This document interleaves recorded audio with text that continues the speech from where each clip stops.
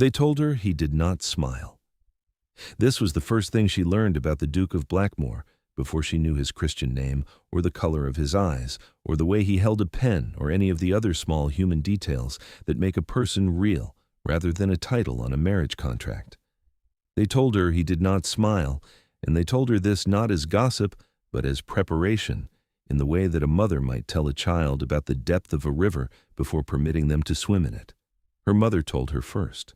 They were sitting in the upstairs parlor of their house on Charges Street, the afternoon light coming through the west windows and falling across the embroidery frame that neither of them was using, and her mother had set down her teacup with the particular care of a woman who's about to say something difficult and wishes to have both hands free for the saying of it.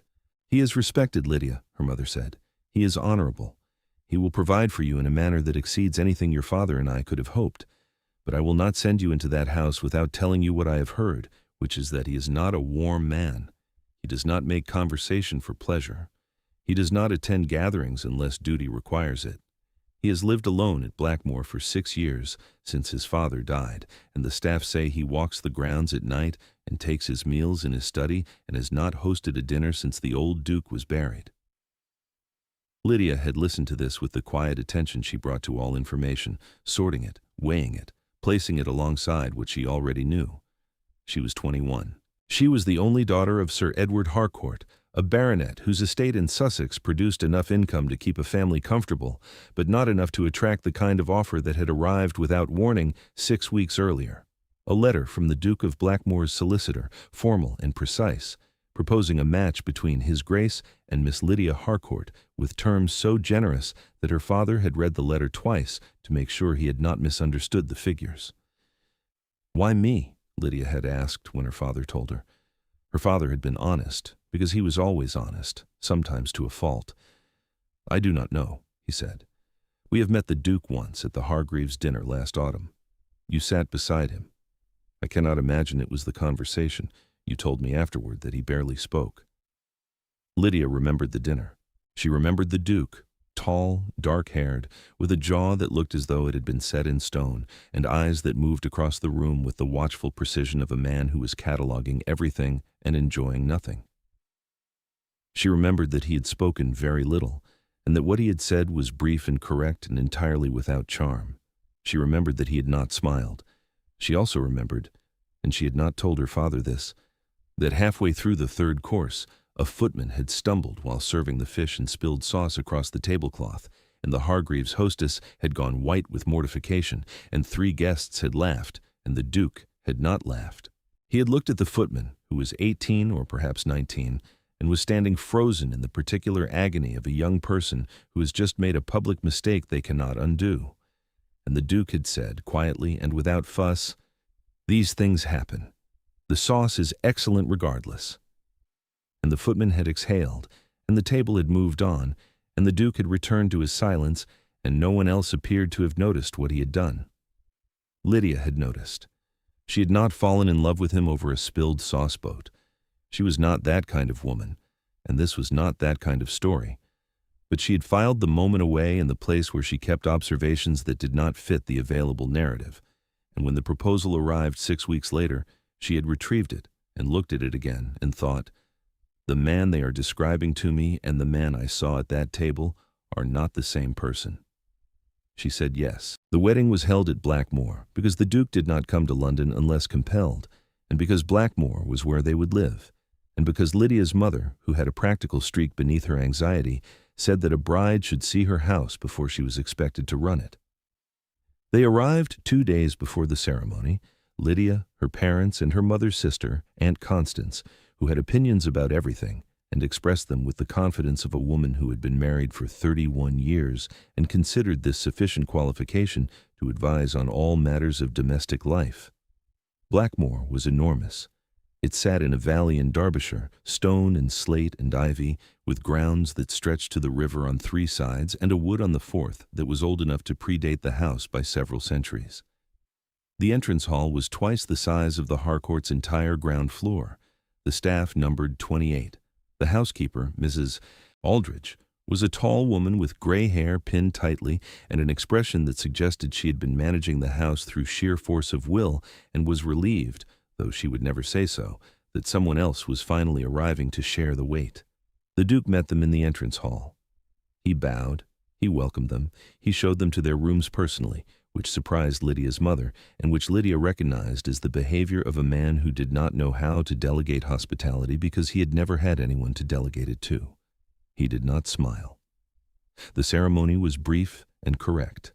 40 guests, mostly neighbors and local families who seemed genuinely pleased that the Duke was finally marrying, and who looked at Lydia with the particular curiosity reserved for a woman who has agreed to do something that most people considered either brave or slightly mad. The vicar was elderly and kind, and spoke too quickly, and the Duke said his vows in a voice that was steady and low and carried to every corner of the chapel, and Lydia said hers in a voice that was clear and did not waver, and when it was done, they walked out into the June sunlight, and the small crowd threw dried lavender, and Lydia's mother cried, and the Duke stood beside her with his hands at his sides and his face composed, and if he felt anything at all, he kept it where no one could see. The wedding breakfast was adequate but strained, the way meals are strained when the host is a man who has not entertained in 6 years, and the guests are people who do not know the bride and are trying to assess her without appearing to stare. Lydia managed it with the composure she had learned from 21 years of being a baronet's daughter at tables that were never quite grand enough. She spoke to everyone who spoke to her. She complimented the cook's work. She asked questions about the estate that were specific enough to be interesting without being so specific as to be presumptuous.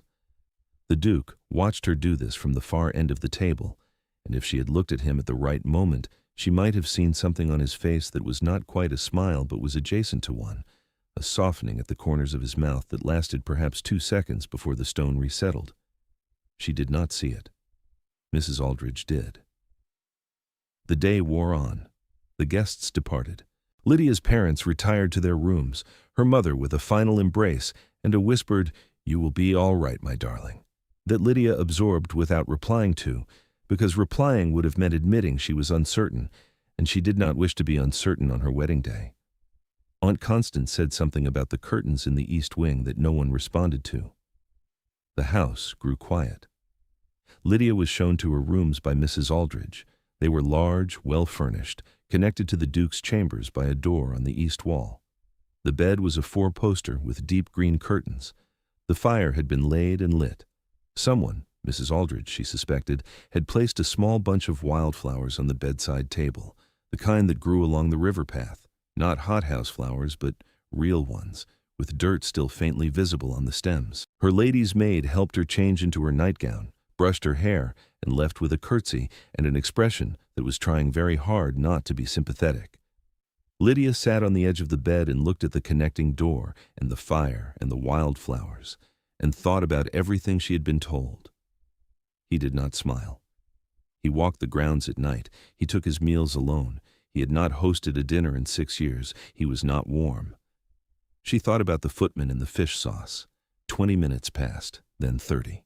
The fire crackled and settled. The house made the sounds that old houses make at night, creaking, ticking, the particular sigh of timber that has been standing for 200 years and intends to stand for 200 more. Lydia began to consider the possibility that he was not coming at all, that the connecting door would remain closed and the first night of her marriage would pass in the silence of 2 people on opposite sides of a wall, each waiting for something neither knew how to begin. Then there was a knock. Soft.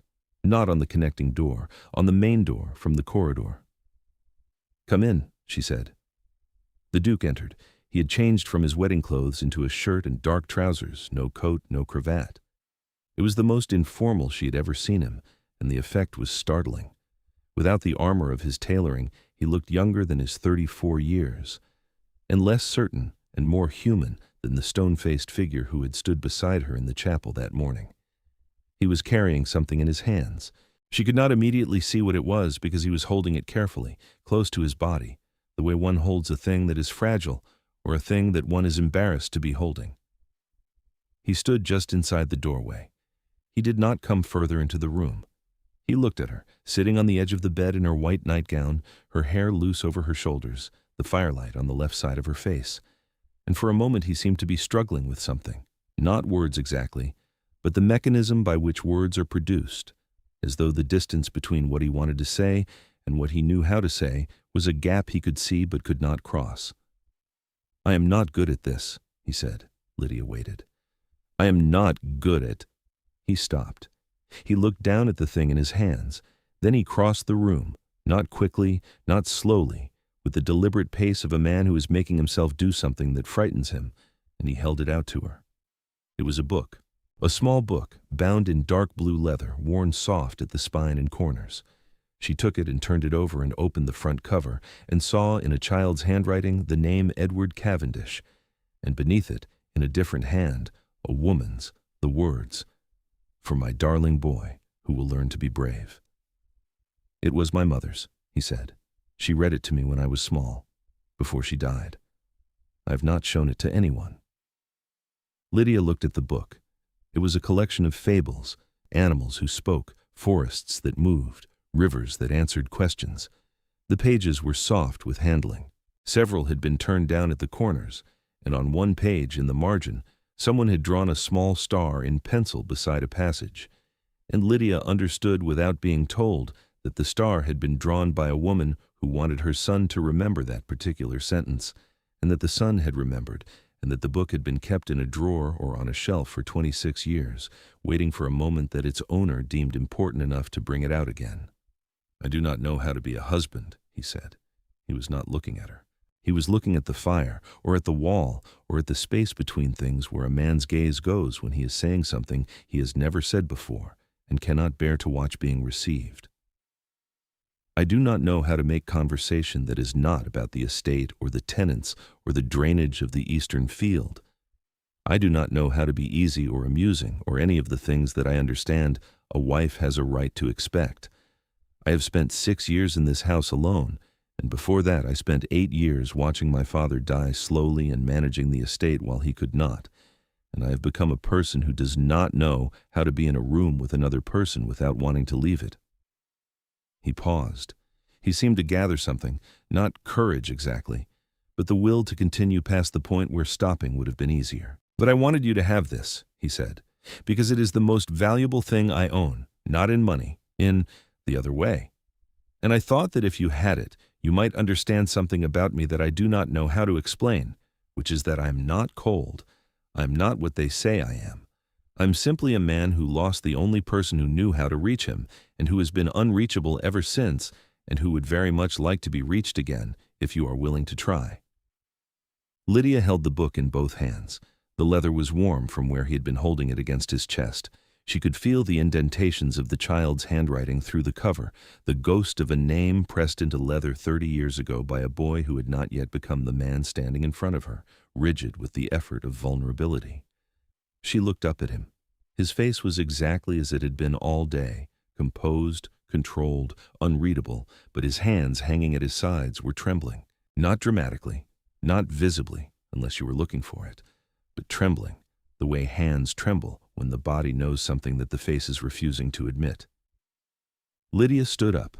She set the book on the bedside table, beside the wildflowers, and then she did something that surprised them both. She took his hand. Not both hands, one hand, his left hand, which was closer. She took it in both of hers and held it, not tightly, not loosely, but with the steady, certain pressure of a person who is telling you without words that they are here, and they are not going anywhere, and you do not have to perform or explain or apologize for who you are.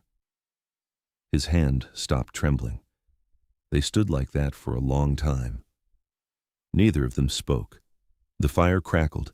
The house settled around them, and in the silence, something began. Not love, not yet, but the conditions under which love becomes possible. Trust, patience, the willingness of two people to stand in a room together without pretending to be anything other than exactly what they are. "Would you read to me?" she said. He looked at her. "What?" "The book," she said. "Your mother's book. Would you read to me from it?" Something happened to his face. It was not a smile. It was not the practiced arrangement of features that society calls a smile and uses as currency in drawing rooms and ballrooms and across dinner tables. It was something rawer and less controlled, a cracking, a fracture, a moment in which the stone that he had built around himself shifted, and what came through the gap was not warmth exactly, but the memory of warmth, the recognition that warmth had once existed, and might, if he allowed it, exist again. He picked up the book. They sat on the edge of the bed, side by side, not facing each other, which was easier for a man who could not yet bear to be looked at while he was being honest. And he read to her. He read the fable about the fox who could not find his way home in the river that offered to carry him, and his voice was low and unsteady at first and then steadier. And Lydia listened with her hands in her lap, and her shoulder touching his shoulder, and the fire burning low in the grate. And when the fable ended, she said, "Another one." And he turned the page and read another. And the night passed, not in the way that either of them had expected, but in the way that it needed to. Slowly, gently, one story at a time. She did not ask him to stay. He stayed. He fell asleep in the chair by the fire sometime after midnight, the book still open on his lap, and Lydia pulled the blanket from the foot of the bed and laid it over him without waking him, and then lay down and listened to the sound of him breathing and thought, "They are wrong about him. They are all wrong about him." The weeks that followed were not easy. He did not transform overnight into a man who smiled and made conversation and moved through rooms with ease. He was still silent at breakfast. He still walked the grounds at night. He still retreated to his study for hours at a time. And there were mornings when Lydia sat across from him at the dining table and felt the distance between them like a physical thing, 3 feet of mahogany and a lifetime of solitude that could not be bridged by a single evening of fables.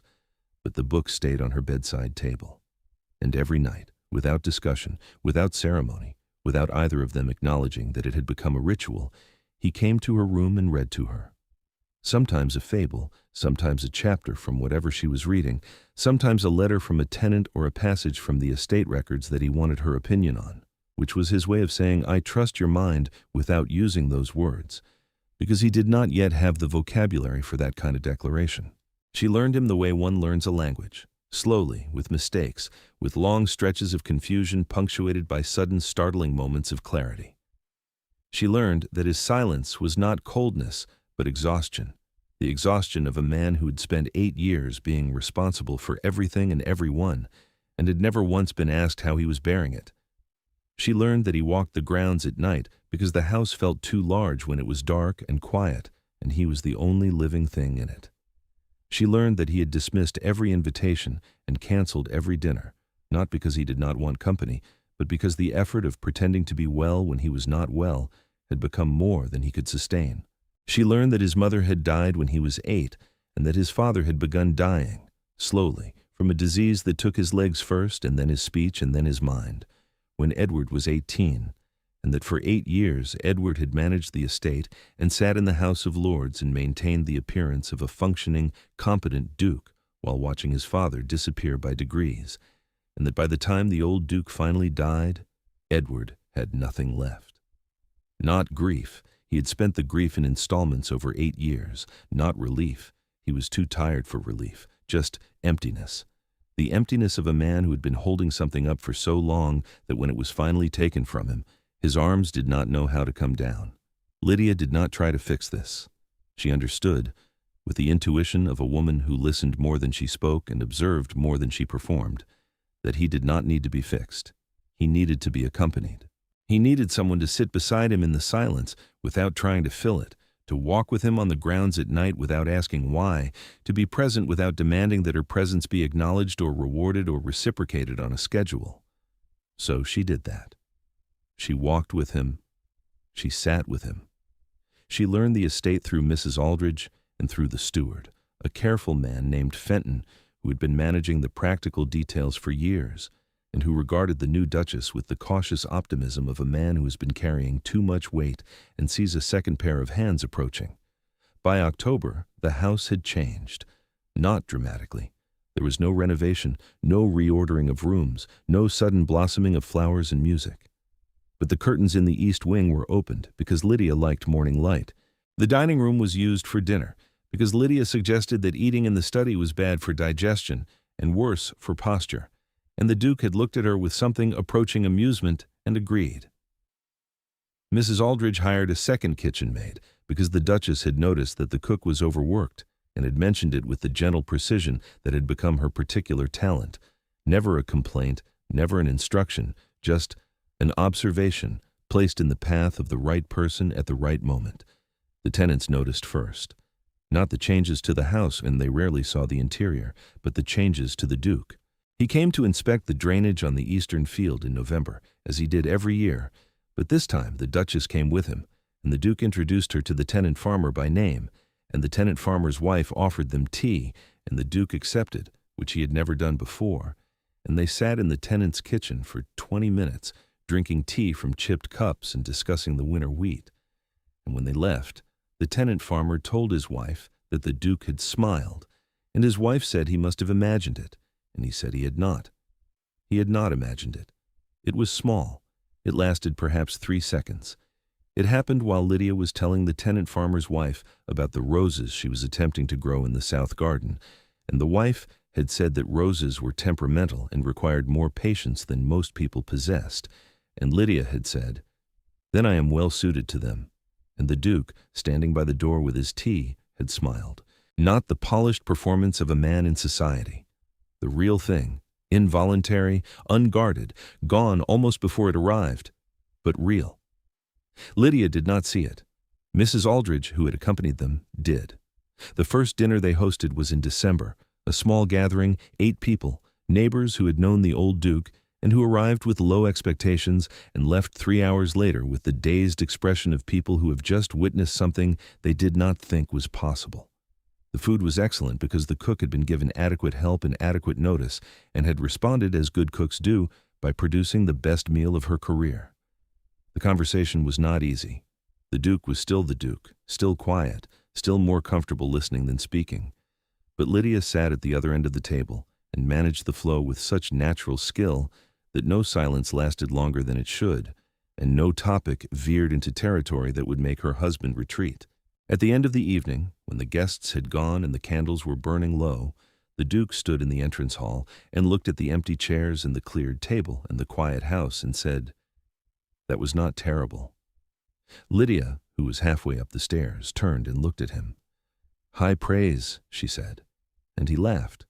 Not loudly, not for long, but he laughed, a sound so unfamiliar in that house that Mrs. Aldridge, who was supervising the clearing of the dining room, stopped what she was doing and stood very still and pressed her hand to her mouth and did not move again until the sound had finished and the house had absorbed it, like stone absorbing rain. Christmas came. Lydia's parents visited, and her father played chess with the Duke every evening for a week and lost every game and enjoyed every one. And her mother sat with Lydia in the morning room and said, "He is different from what I expected." And Lydia said, "He is different from what he expected too." In January, Lydia discovered she was carrying their child. She told him in the evening, in her room while he was reading to her. They had moved beyond the fables now, into histories and essays, and once, memorably, a treatise on sheep husbandry that the Duke had found genuinely interesting, and Lydia had endured with the patient determination of a woman who understood that love sometimes meant listening to detailed analysis of wool yields. She told him simply, without preamble, because she had learned that he received information best when it arrived without decoration. "I am expecting a child," she said. "Sometime in August, the doctor believes." He set the book down. He looked at her. And then he did something he had never done before. He reached across and took her hand. Not the way she had taken his on their wedding night, gently, patiently, as an offering. This was different. This was a man holding on to something because he was afraid that if he let go, it would prove to have been imaginary. "Lydia," he said. "Yes?" "I need to tell you something I should have told you months ago, and I have not told you because I was not certain I had the right to say it, and I was afraid that saying it would make it less true, which I know is irrational, but I have never been accused of being rational about the things that matter." She waited. "Oh, I chose you," he said, "at the Hargreaves' dinner, not because of your face or your family or your father's connections, though your father is the best chess player I have ever met, and I include the Bishop of Durham in that assessment. I chose you because a footman spilled sauce on the tablecloth, and every person at that table either laughed or pretended it had not happened, and you looked at the footman with an expression that I have only ever seen on one other face in my life, which was my mother's. You looked at him as though he was a person who had made a mistake, and not a servant who had committed a failing. And I understood in that moment that you saw people the way I wished I knew how to see them, and I wanted to be near that. I wanted to learn it. I wanted to be in a house with someone who saw the footman. Lydia was quiet for a long time. Then she said, "You saw the footman too. You told him the sauce was excellent."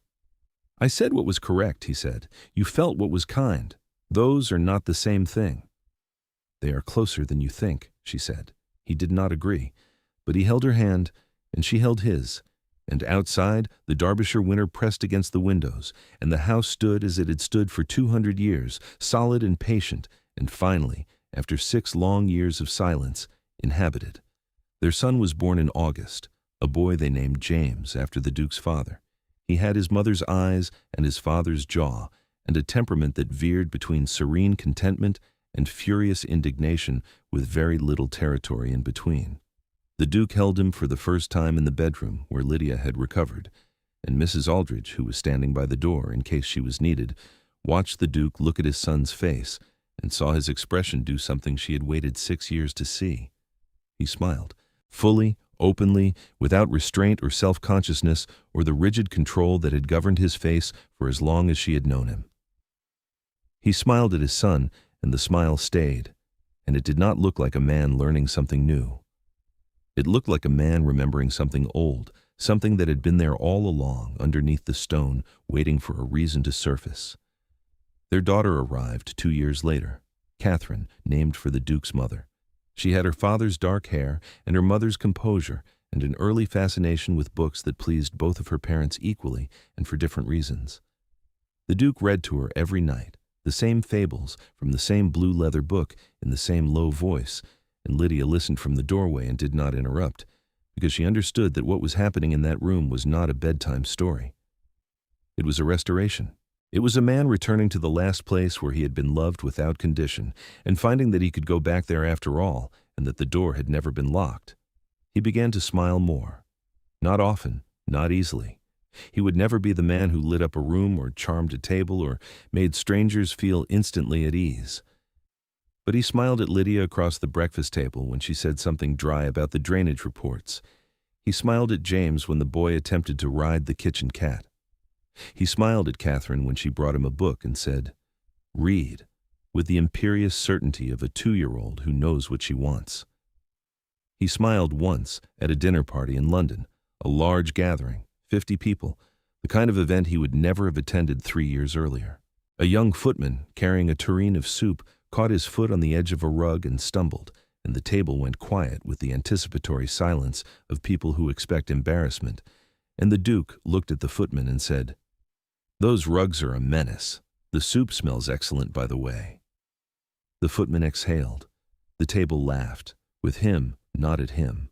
And Lydia, sitting 6 chairs away, caught her husband's eye and saw on his face the expression she had first seen across the Hargreaves' dinner table 3 years earlier.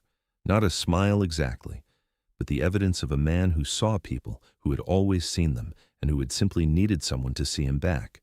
Years later, when James was old enough to read the fables himself, and Catherine was old enough to insist on reading them aloud to anyone who would listen, Lydia found the blue leather book on the shelf in the nursery and opened it to the page with the penciled star in the margin. The passage was from the fable of the fox and the river. She had read it before, many times, but she read it again, standing in the nursery with the late afternoon light on the page and the sounds of her children playing in the garden below, and she understood why a mother had drawn a star beside it, and why a boy had kept the book for 30 years, and why a man had carried it to his wife's room on their wedding night and handed it over with trembling hands and hoped that she would understand what he could not say. The passage was about finding your way home. It was about a fox who had walked so far and for so long that he had forgotten what home sounded like, and a river that said, "You will know it when you hear it, because it will sound like someone saying your name as though they are glad you are there." Lydia closed the book. She put it back on the shelf. She went downstairs and found Edward in his study, working on the estate accounts with Fenton, and she stood in the doorway and said his name, and he looked up. And there it was, the thing they had told her he could not do, the thing he had spent 6 years forgetting, the thing that a book in a hand and a night of fables had taught him to remember. He smiled. If that stayed with you, the next one might too. They arrive here, like a knock on a door you did not expect whenever they are ready.